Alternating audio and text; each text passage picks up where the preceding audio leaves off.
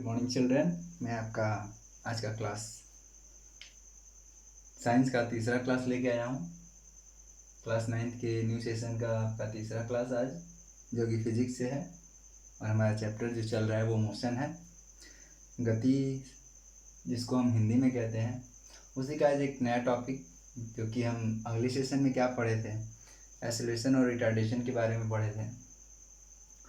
यानी कि एक्सेलरेशन किसको पढ़े थे, rate of change of velocity with time is called acceleration पढ़े थे। यानी कि वेग के परिवर्तन दर को हम एक्सेलरेशन कहते थे, यानी त्वरण कहते थे। और इसमें हम रिटार्डेशन को क्या कहते थे कि when the velocity is decrease then it is said to be a retardation. यानी कि जब वेलोसिटी डिक्रीज होती थी तो वो क्या कहलाता था, रिटार्डेशन कहलाता था। या कह लें कि जब एक्सेलरेशन निगेटिव में होता था, यानी कि एक्सेलरेशन जब निगेटिव होता था, ठीक है, यानी कि एक्सेलरेशन जब rate of change of velocity decrease होती थी तो क्या होगा, एक्सेलरेशन निगेटिव होगा। जब एक्सेलरेशन निगेटिव हो रहा था तो वो रिटार्डेशन कहलाता है, ठीक है, जिसको हम क्या कहते हैं, मंदन कहते हैं।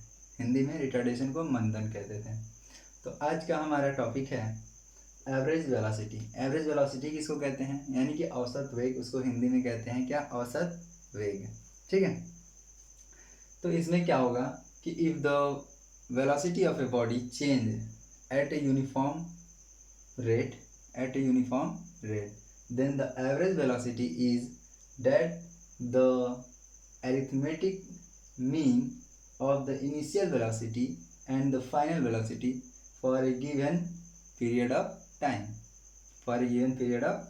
मतलब क्या कह रहा है कि जब किसी बॉडी का जो वेलोसिटी होता है वो परिवर्तन होता है एक समान दर से, जब वो समान दर से किसी बॉडी का जो वेग होता है वो परिवर्तन होता है, ठीक है, तब उसका एवरेज वेलोसिटी होता है क्या, कि इनिशियल वेलोसिटी और फाइनल वेलोसिटी का अरिथमेटिक मीन होता है, यानी कि माध्य होता है, ठीक है। माध्य कहने का मतलब देखिए, एवरेज वेलोसिटी को हम शो करते हैं किससे, ये v से शो करते हैं, और v के ऊपर बार होता है, इसको कहते हैं एवरेज वेलोसिटी। और ये होता है v प्लस यू बाई 2, ये होता है एवरेज वेलोसिटी का फॉर्मूला, जिसको हम क्या कहते हैं, ये कहलाएगा v पे बार जो है ये कहलाएगा एवरेज वेलोसिटी, जिसको डिनोट करते हैं हम किससे, v पे बार रहेगा तो उसको हम एवरेज वेलोसिटी कहते हैं। यानी कि एवरेज वेलोसिटी को हम ऐसे डिनोट करते हैं। और ये जो हमारा v है ये हमारा फाइनल वेलोसिटी हो गया, फाइनल वेलोसिटी। और u जो है, u हम किसको कहते हैं, इनिशियल वेलोसिटी को कहते हैं, ठीक है। बाकी तो आप तो वो डिजिट है, ठीक है। तो ये सारी चीज़ें होती हैं एवरेज वेलोसिटी में। एक बार फिर से मैं रिवीजन करता हूँ, यानी कि दोहराता हूँ उसी टॉपिक को कि एवरेज वेलोसिटी किसको कहते हैं। एवरेज वेलोसिटी औसत वेग होती है, और एवरेज वेलोसिटी यानी औसत वेग तभी होता है जब कोई वेग परिवर्तित होता है समान दर से, एक समान दर से जब वेग परिवर्तित होता है तो उसका फाइनल वेलोसिटी और इनिशियल वेलोसिटी का अरिथमेटिक मीन ही क्या कहलाता है, एवरेज वेलोसिटी, ठीक है। इसको इंग्लिश में एक बार फिर से डिफाइन करते हैं कि if the velocity of a body change at a uniform rate then the average velocity is the arithmetic mean of initial velocity and final velocity for a given period of time, ठीक है। तो ये रहा हमारा average velocity का topic, जो कि इतना ही है। और इसमें हाँ एक बात और बता दें आपको कि आप नहीं जानते होंगे कि ये फाइनल वेलोसिटी क्या होती है और इनिशियल वेलोसिटी क्या होती है ना चिल्ड्रन। तो यहाँ पे फाइनल वेलोसिटी किसको कहते हैं, जैसे कि, और इनिशियल वेलोसिटी, ये प्रारंभिक वेग, इसको हिंदी में कहते हैं, हिंदी में क्या कहते हैं, प्रारंभिक वेग,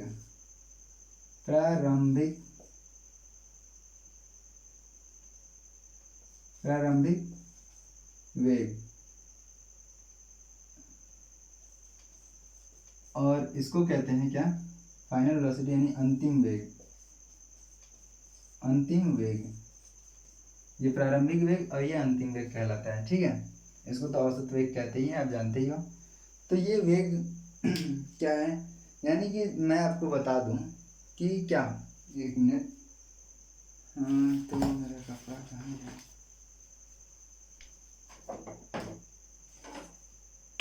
चलिए मैं बताता हूँ कि यहाँ पे फाइनल वेलोसिटी किसको कहते हैं और इनिशियल वेलोसिटी। जब कोई अगर गाड़ी है, कोई कार है, अगर चलना शुरू करती है तो उसकी जो स्टार्टिंग वेलोसिटी होती है, यानी उसकी स्टार्टिंग जो वेग होती है, उसी को कहते हैं इनिशियल वेलोसिटी। और जब वह चलते चलते चलते चलते काफ़ी तेज हो जाती है उसकी वेग, और जो उसकी अंतिम वेग होती है, यानी कि अगर कोई गाड़ी रुकी हुई है और रुक कर फिर चलना शुरू की, तो जितनी की स्पीड से चल रही है, जितनी की वेलोसिटी से चल रही है, उसको कहेंगे हम प्रारंभिक वेग। और फाइनल वेलोसिटी किसको कहेंगे, जब अंतिम, यानी जब रुकने की समय आएगी, जब गाड़ी रुक चल रही है, चलते चलते रुकेगी, तो उस समय यानी कि रुकने के समय जो उसका वेग होगा, उसका वो फाइनल वेलोसिटी कहलाता है। ठीक है, तो इसको हम इनिशियल और फाइनल वेलोसिटी, आपको समझ में आया। 1 मिनट फ्रेंड्स एंड चिल्ड्रन। हाँ तो चिल्ड्रन, आपने देखा क्या कि यहाँ पे फाइनल वेलोसिटी और इनिशियल वेलोसिटी किसको कहते हैं। ठीक है, अब आगे बढ़ते हैं आज का नेक्स्ट टॉपिक। आज का नेक्स्ट टॉपिक होगा, अब हम चलेंगे इक्वेशन ऑफ मोशन की तरफ, यानी मोशन के इक्वेशन होते हैं, कई 3 समीकरणों में बांटा गया है। फर्स्ट इक्वेशन की तरफ चलेंगे, जिसका नाम है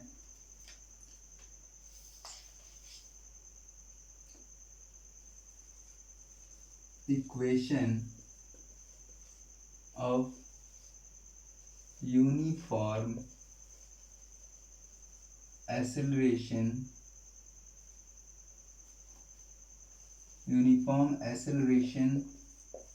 motion. Equation of uniform acceleration motion, यानी कि क्या कह रहा है कि एक समान त्वरित गति का समीकरण, एक समान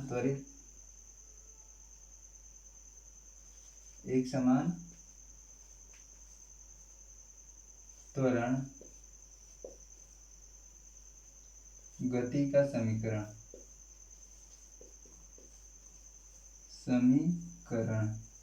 इसको हिंदी में कहते हैं एक समान त्वरित गति का समीकरण या त्वरण गति का समीकरण। मतलब क्या हुआ कि जब कोई बॉडी एक समान त्वरण करता है, यानी कि यूनिफॉर्म एक्सेलरेशन क्या होता है कि जब किसी बॉडी का जो वेलोसिटी चेंज होता है वो यूनिफॉर्म रेट से होता है, यानी कि इक्वल अमाउंट में चेंज होता है, तो उसको हम कहेंगे यूनिफॉर्म एक्सेलरेशन। ठीक है, यानी जब गति करता है कोई बॉडी और जब उसकी वेलोसिटी एक समान मात्रा में चेंज होती है, यानी कि इक्वल अमाउंट में जब चेंज होता रहता है, जैसे कि अगर 2 के बाद 4 हुआ, 4 के बाद 6 हुआ, तो ऐसे होता है क्योंकि दो का देखो, पहले 2 चल रहा था, फिर 2 से 4 हुआ, 4 से फिर 6 हुआ, यानी कि ऐसे जब चेंज होगा नेक्स्ट स्टेप में, कुछ दूर गया 2 मीटर पर सेकेंड, ये 4 मीटर पर सेकेंड, फिर 6 मीटर पर सेकेंड। ठीक है, नेक्स्ट ये में, तो ये क्या होता है कि ये समान वेग से चल रहा है। ठीक है, इसकी वेग क्या है, समान है, इक्वल है। ठीक है, तो आगे देखिए, इससे इक्वेशन होता है, जिसमें फर्स्ट इक्वेशन हमारा है, फर्स्ट इक्वेशन ऑफ मोशन क्या है ये मैं बताऊंगा। फर्स्ट इक्वेशन ऑफ मोशन के अंतर्गत आता है v = u + at। अब इसको मैं डिराइव करूंगा, यानी कि इसको प्रूव करूंगा कि कैसे होता है। ठीक है, तो इससे हमें क्या मिलता है, तो ये हमारा देता है कि यानी कि first equation of motion it gives a velocity acquired by a body इन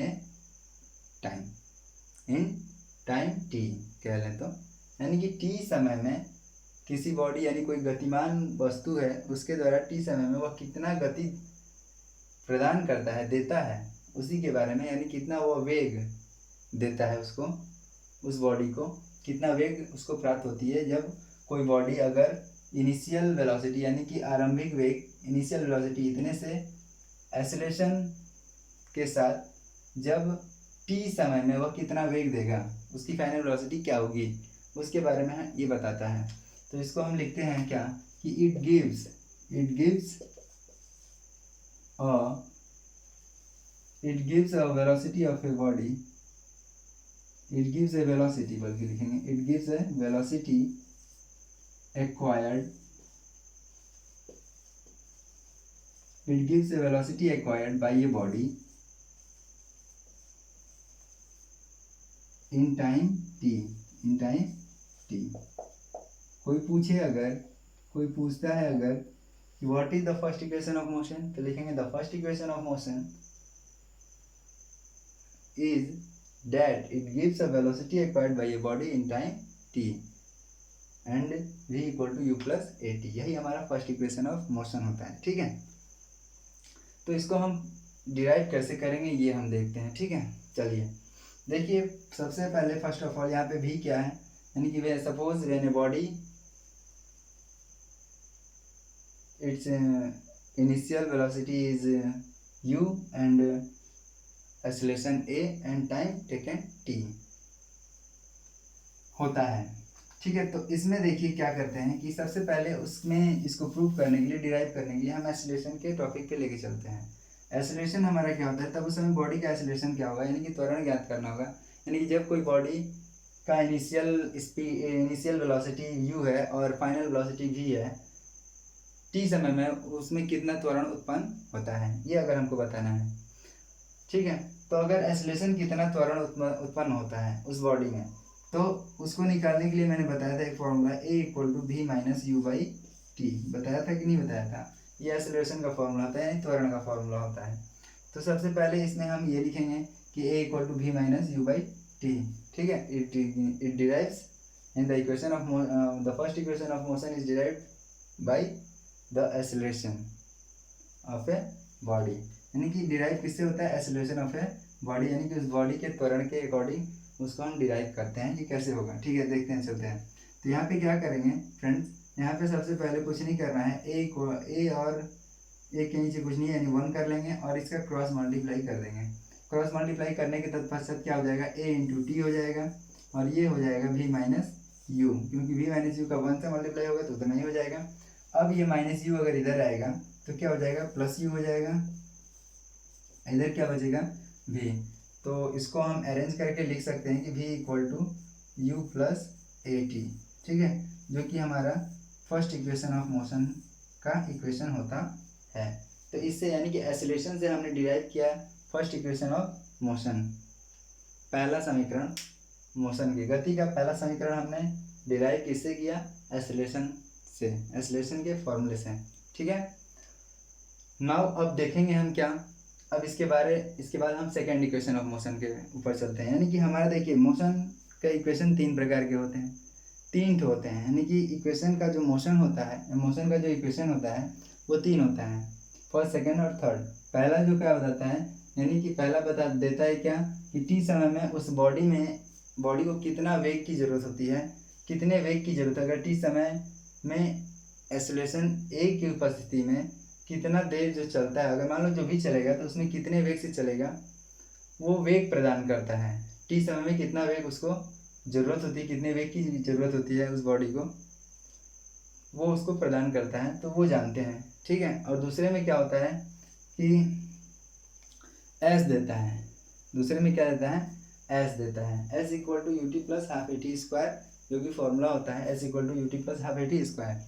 ठीक है, उसमें एस देता है, यानी कि वहाँ पे हो जाएगा it gives a distance travelled by a body in time T, यानी कि टी समय में वह उस बॉडी के द्वारा, उस वस्तु के द्वारा कितना डिस्टेंस, दूरी तय की जाती है, उसके बारे में वो बताता है। दूसरे इक्वेशन से हमें पता चलता है। तीसरा इक्वेशन क्या बताता है, तीसरा इक्वेशन बताएगा कि इट गिव्स अ, वो भी क्या बताएगा, वेग ही बताएगा। It gives A velocity acquired by a body in distance travelled, in travelling distance या डिस्टेंस ट्रेवलिंग एस, यानी कि उस बॉडी के द्वारा, उस वस्तु के द्वारा कितना वेग एस दूरी तय करने पर उसको चाहिए, वो उसको मिला, वो बताता है। ठीक है, तो चलिए अब हम सेकेंड इक्वेशन ऑफ मोशन की तरफ चलते हैं। ठीक है,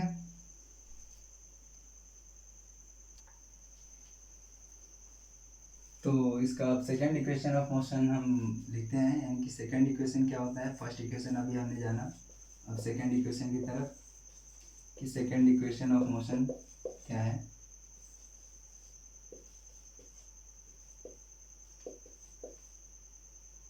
सेकेंड इक्वेशन ऑफ मोशन क्या है, ठीक है। तो जैसे कि हम जानते हैं, बताया गया कि इट गिव्स, ये क्या देता है, it gives distance travel,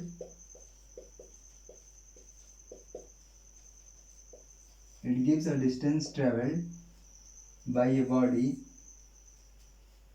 it gives a distance traveled by a body in time t, in time t, यानी कि टी समय में यह कितना डिस्टेंस इस बॉडी के द्वारा तय किया गया उसके बारे में बताएगा।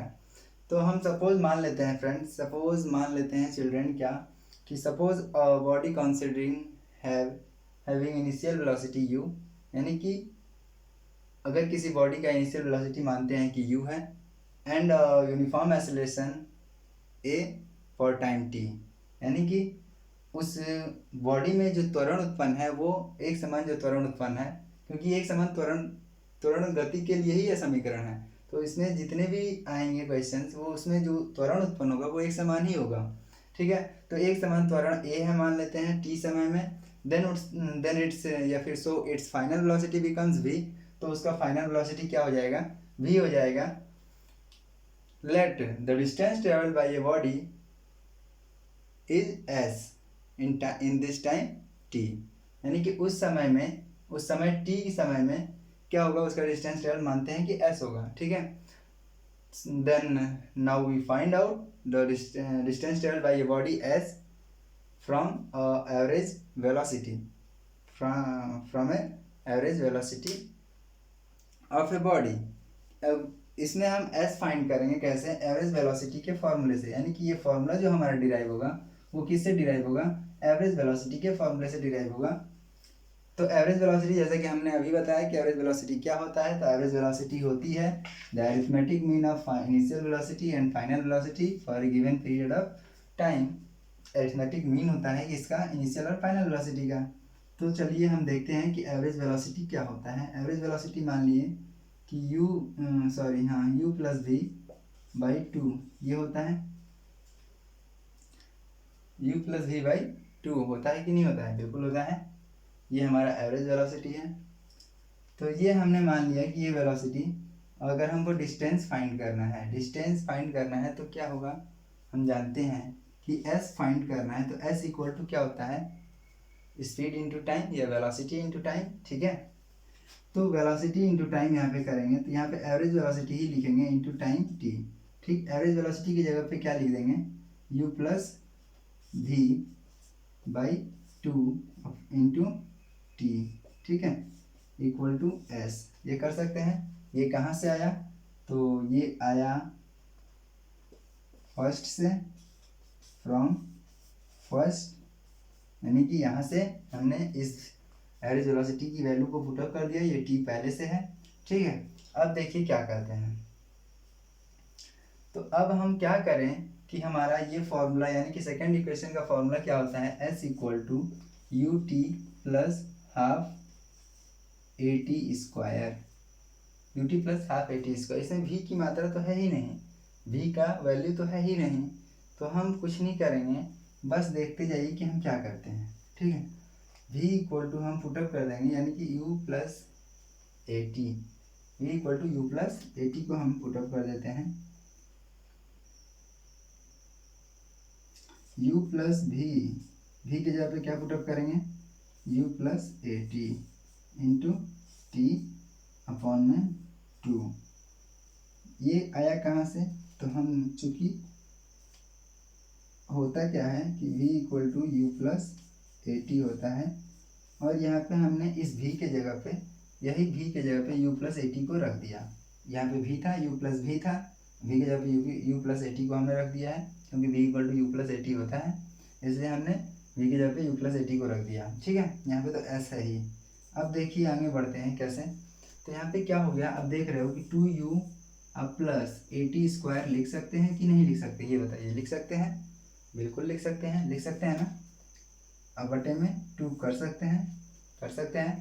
आगे देखिए, अब इसके बाद हम आते हैं, इसको थोड़ा सा लेके इसी को यहाँ पे लिखते हैं क्या कि s इक्वल टू 2u। अब ये 2u/2 यानी ये जो नीचे 2 है ये इसका भी है और प्लस 80^2 इसका भी है, क्योंकि जब इसको हम ऐड करेंगे तो फिर से तो यही हो जाएगा ना, तो इसको हम इस रूप में लिख सकते हैं, बिल्कुल लिख सकते हैं। 2 से 2 क्या हो गया, कट गया। s इक्वल टू क्या आया, u प्लस 80^2। तो इसको हम इस तरह से भी तो लिख सकते हैं, u plus 1/2 80^2 s equal to, और यही हमें क्या करना था, प्रूव करना था, डिराइव करना था। तो ये फ्रेंड सेकेंड इक्वेशन हमारा डिराइव हो गया। सेकेंड इक्वेशन को हम कैसे डिराइव किए हैं, एवरेज वेलोसिटी के फॉर्मूले से, और इसमें इंक्लूड हुआ है हमारा फर्स्ट इक्वेशन ऑफ मोशन का v equal to u plus 80। इसके हेल्प से हमने सेकेंड इक्वेशन ऑफ मोशन को डिराइव किया। लेट्स चिल्ड्रन आगे बढ़ते हैं नेक्स्ट टॉपिक पे, यानी कि थर्ड इक्वेशन ऑफ मोशन पे। तीसरा इक्वेशन ऑफ मोशन क्या होता है, आपको पता है कि तीसरा इक्वेशन ऑफ मोशन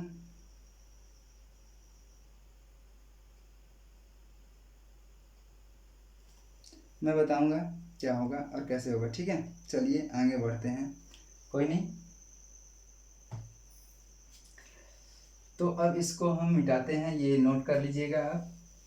अब चलेंगे तीसरे इक्वेशन ऑफ मोशन पे। तीसरा इक्वेशन ऑफ मोशन यानी थर्ड इक्वेशन ऑफ मोशन क्या कहता है, थर्ड इक्वेशन ऑफ मोशन में भी हम क्या करते हैं, जैसे कि पहला था कि हम t समय में कितना उसको वेग मिलता है, प्राप्त करता है, ठीक है।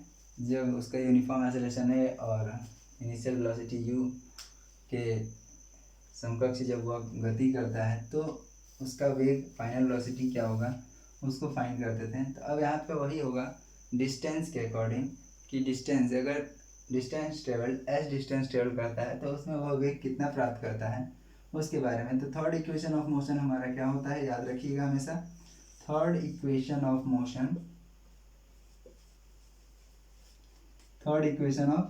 मोशन ठीक है।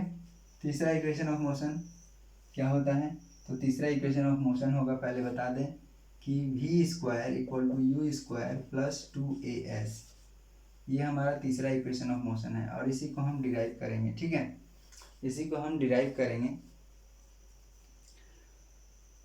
तो इसको डिराइव करने के लिए हम क्या करते हैं, जैसा कि हम पहले ही बता चुके हैं कि अगर किसी suppose a body its initial velocity considering its initial velocity having u and uniform acceleration a for,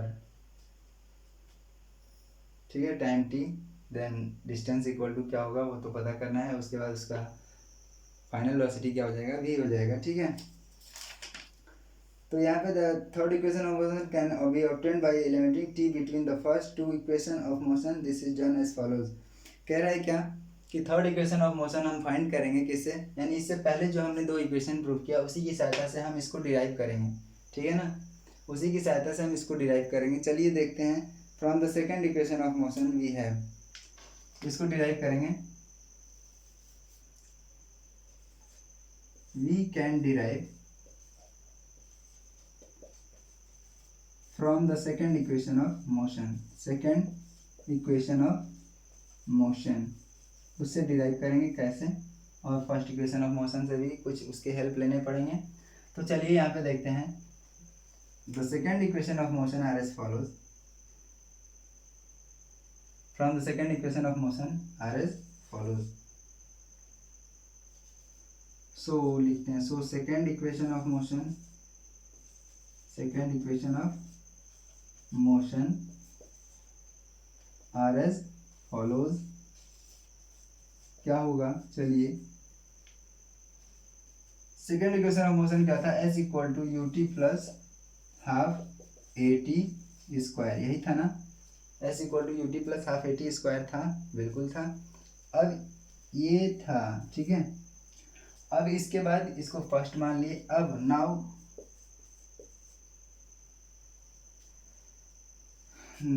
first equation of motion,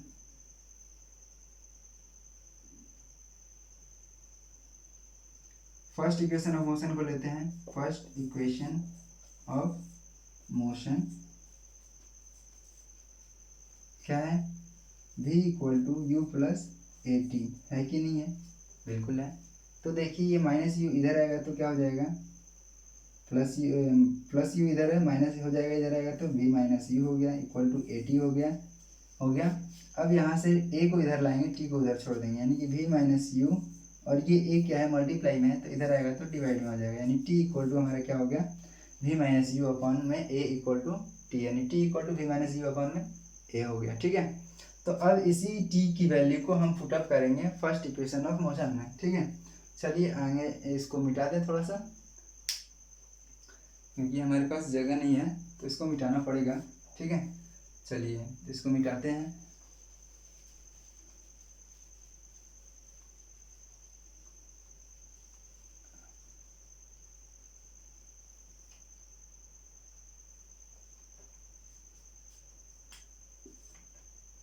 इतना काफ़ी है। चलिए यहाँ से अब हम पुटअप करते हैं। ये हमारा v equal to u minus a t first equation था।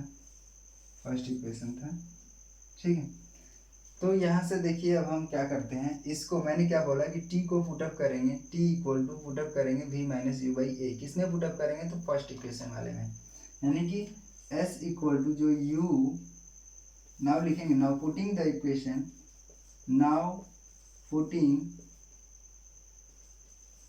The value of t equal to v minus u by a, t equal to v minus u by a in equation किसमें?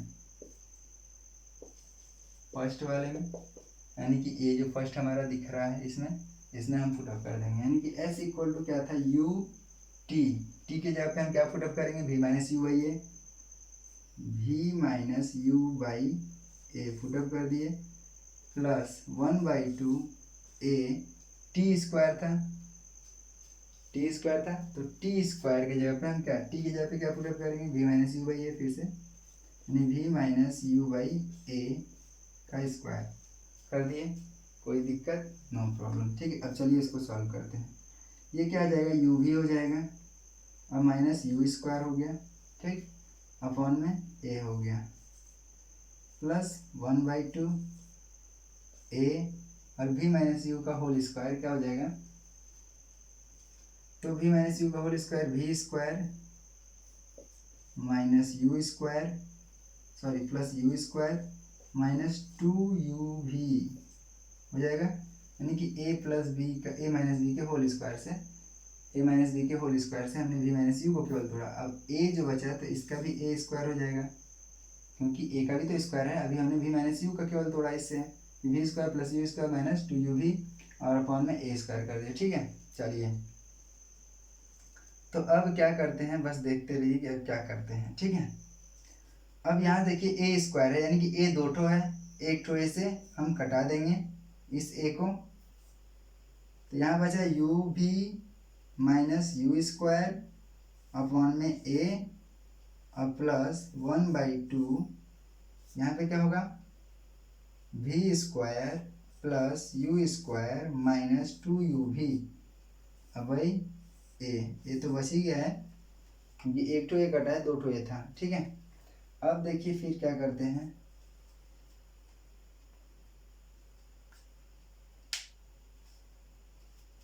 अब क्या करेंगे देखते रहिए, थोड़ा सा मिटा लें, जगह नहीं है।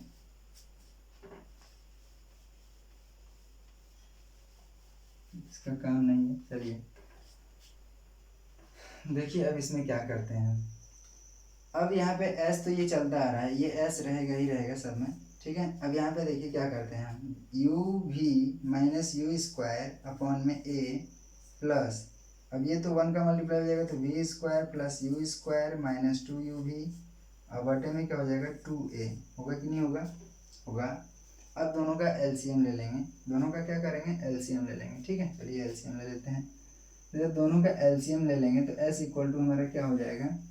2a, यानी a और 2a का एलसीएम जब लेंगे तो 2a आएगा। ठीक है, अब a यहाँ पे a है तो 2 का मल्टीप्लाई होगा कि नहीं होगा? इसमें 2 का मल्टीप्लाई हो जाएगा, क्योंकि 2a है, यहाँ पे a है, a से a को डिवाइड किए यानी 2a को, तो a से 2a जब डिवाइड करेंगे, देखिए यहाँ पे जब a से 2a को सॉरी 2a को a से डिवाइड करेंगे तो a से a कट गया, बचा 2, तो 2 से मल्टीप्लाई ऊपर करेंगे ना, जैसे हम करते हैं फ्रैक्शन में। तो a से a को डिवाइड किए तो 2 बचा, 2 से मल्टीप्लाई कर दिए किसने, u भी माइनस यू स्क्वायर वाले में। अब प्लस क्या बचा, 2a से 2a को डिवाइड किया तो पूरा कट गया, यानी कि ये वैसे ही रह जाएगा v square plus u square minus 2u भी, ये हो जाएगा। होगा कि नहीं होगा, बिल्कुल होगा। चलिए अब आगे देखते हैं क्या होता है। मल्टीप्लाई करते हैं ना, 2u भी minus 2u square plus v square plus u square minus 2u भी। अब बटे में क्या हो गया, 2a तो है ही और इधर s होगा ही, ठीक है। तो यहाँ पे s हो गया, और देखिए अब क्या, 2u भी प्लस में 2u भी माइनस में, तो ये दोनों कट गया कि नहीं, बिल्कुल कट गया। अब देखिए माइनस 2u स्क्वायर और प्लस यू स्क्वायर घटाएंगे तो क्या होगा, प्लस माइनस माइनस, यानी 2u स्क्वायर में से एक यू स्क्वायर घट गया तो बचा माइनस यू स्क्वायर और प्लस v स्क्वायर अपॉन में 2a इक्वल टू s, यही बचा ना। अब यहाँ से मल्टीप्लाई कर लेंगे क्रॉस, ठीक। तो जब क्रॉस मल्टीप्लाई करेंगे तो क्या मिलेगा, 2a में s का मल्टीप्लाई तो 2as equal to minus u square plus v square, ठीक है। अब जब माइनस यू स्क्वायर इसको इधर लाएंगे तो क्या हो जाएगा, प्लस यू स्क्वायर, यानी कि 2as plus u square equal to v square, ठीक है। और यही तो हमें प्रूव करना था, v square equal to u square plus 2as करना था प्रूव। सो फ्रेंड्स ये हमारा यहाँ पे प्रूव हो गया, ठीक है। ये हमारा थर्ड इक्वेशन भी प्रूव हो गया। इसको आप उतार सकते हो, नोट कर सकते हो, बढ़िया से देख सकते हो, ठीक है। हाँ, कहीं भी कंफ्यूजन अगर लगे तो हमें अपने जो व्हाट्सएप ग्रुप जो स्कूल द्वारा बनाया गया है उसमें आप सेंड करके हमसे पूछ सकते हैं कि सर यहाँ पे कैसे हुआ था, ठीक है। यानी कि जब स्क्रीन पे आप रोक लोगे, स्क्रीन पे क्या करोगे कि रोक दोगे, उसको स्टॉप करके और उसका स्क्रीनशॉट ले लेना, स्क्रीनशॉट लेके आप पूछ सकते हो कि सर यहाँ पे ये कैसे हुआ, ठीक है। तो हम आपको बता देंगे एक बार फिर से कि यहाँ पे ये कैसे हुआ है, और जहाँ ना समझ आए वहाँ आप उस ग्रुप में सेंड करके हमसे पूछ सकते हो, ठीक है चिल्ड्रन। तो आगे बढ़ते हैं, इसी के साथ कुछ क्वेश्चंस आपको मिलेंगे, ठीक है। तो कुछ आपको मैं नोट्स बता दूं जो कि नोट्स में काम आएंगे, ठीक है। नोट्स में बता देते हैं जो कि काम आएंगे।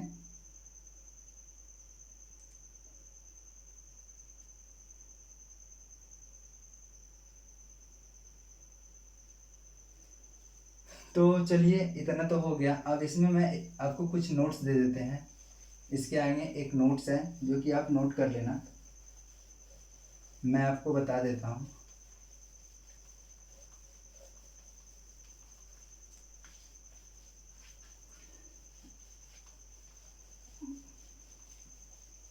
हेडिंग डाल लेंगे नोट में क्या, जो कि हमेशा आपको याद रखना है, ये चीज़ जो मैं अभी बताने जा रहा हूँ।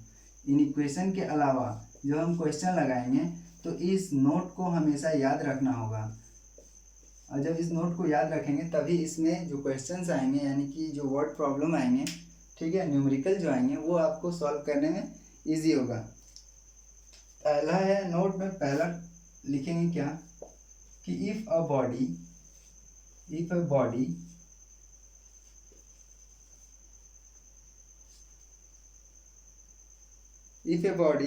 start from rest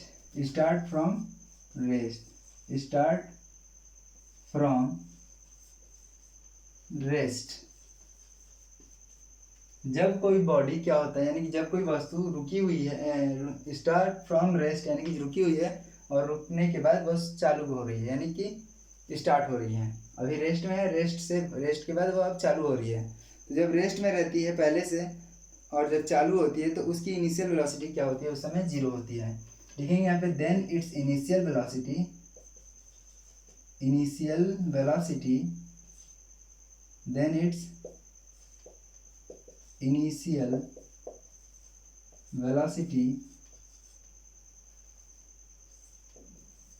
will be zero, will B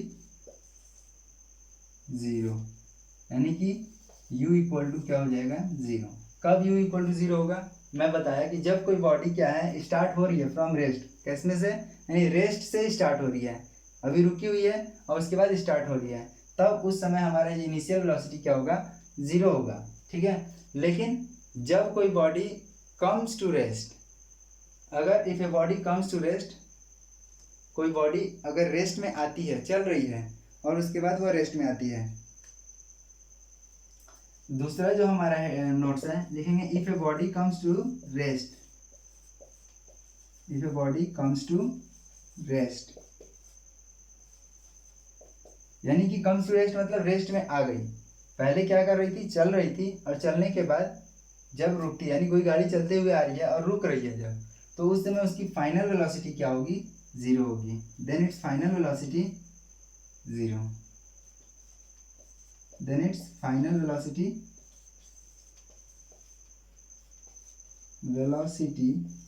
will be क्या, v इक्वल टू क्या होगा, जीरो होगा, तब उसका फाइनल वेलोसिटी उस समय जीरो होगा। कब, जब वह चलती हुई आके रुक जाती है, तब वह फाइनल वेलोसिटी क्या होगा, जीरो होगा। अब तीसरा जो है कि if a body moves with uniform velocity,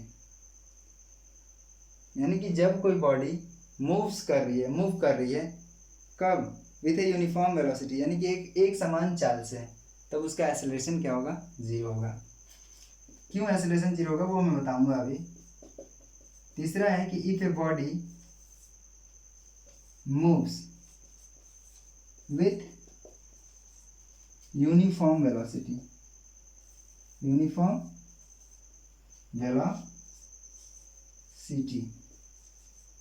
if a body moves with uniform velocity, then its acceleration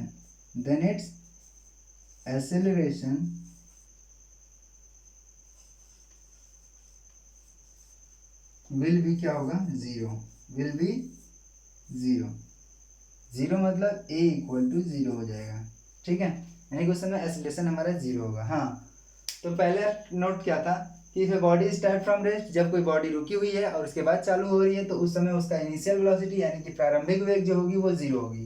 ये याद रखिएगा, हमेशा मोस्ट इंपॉर्टेंट है ये न्यूमेरिकल के लिए, आप समझ लीजिए। अगर ये नहीं याद रहा तो न्यूमेरिकल आप नहीं कर पाओगे, हमेशा आप फंसे रहोगे, कन्फ्यूजन होगी। तो ये हमेशा याद रखिएगा कि जब कोई बॉडी रुकी हुई है और रुकने के बाद फिर चलने शुरू कर रही है, तो उस समय उसकी इनिशियल वेलोसिटी यानी u इक्वल टू जीरो होगा। और जब कोई बॉडी कम्स टू रेस्ट, यानी कि अभी चल रही है, चलने के बाद वो रेस्ट में पहुंच रही है, यानी कि अभी चलती हुई बॉडी आके रुक गई, चलती हुई कार आकर रुक गई, तो उस समय उस कार की जो फाइनल वेलोसिटी होगी वो क्या होगी, जीरो होगी, यानी v इक्वल टू जीरो होगा उस समय।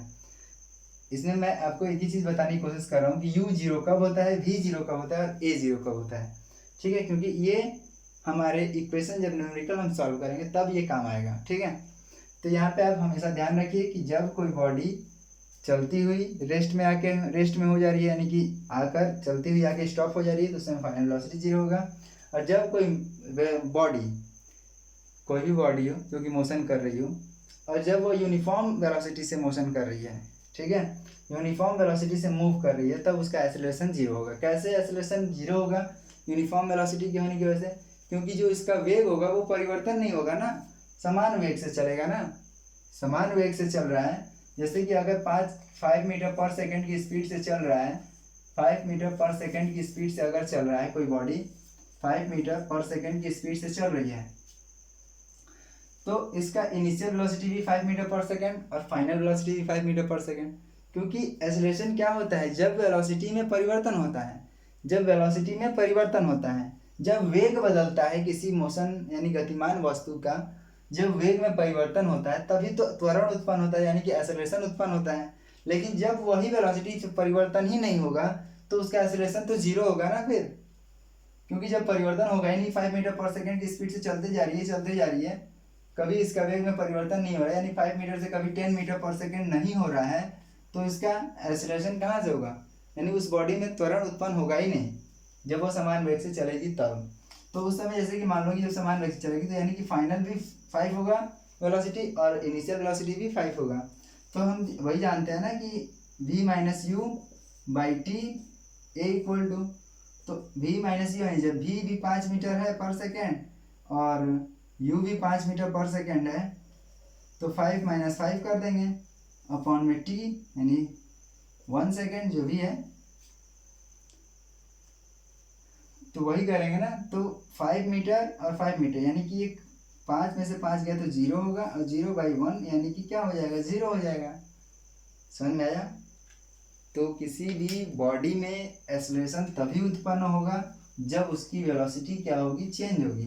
वेलोसिटी जब वह चेंज करेगा तब उसमें एक्सेलरेशन उत्पन्न होगा। ठीक है, ये हमेशा याद रखिएगा कि जब किसी बॉडी का वेलोसिटी चेंज होता है तब उसमें एक्सेलरेशन उत्पन्न होता है। सो चिल्ड्रन, आज के लिए यही इतना ही और आज का क्लास यहीं मैं समाप्त करता हूँ। और आपको कुछ मैं क्वेश्चंस दे दूँगा और सेंड करूँगा आपके ग्रुप में, जिसको आप ग्रुप से देखकर और इस वीडियो को देखते हुए उसका आंसर हमें सबमिट करेंगे, ताकि हम ये जान पाएँ कि आप हमसे कितना समझ पा रहे हैं या हमारे समझाने के मेथड को कितना आप समझ पा रहे हैं या नहीं समझ पा रहे हैं। इससे हमें उसकी अनुभूति होगी। Okay children, so thank you, all the best.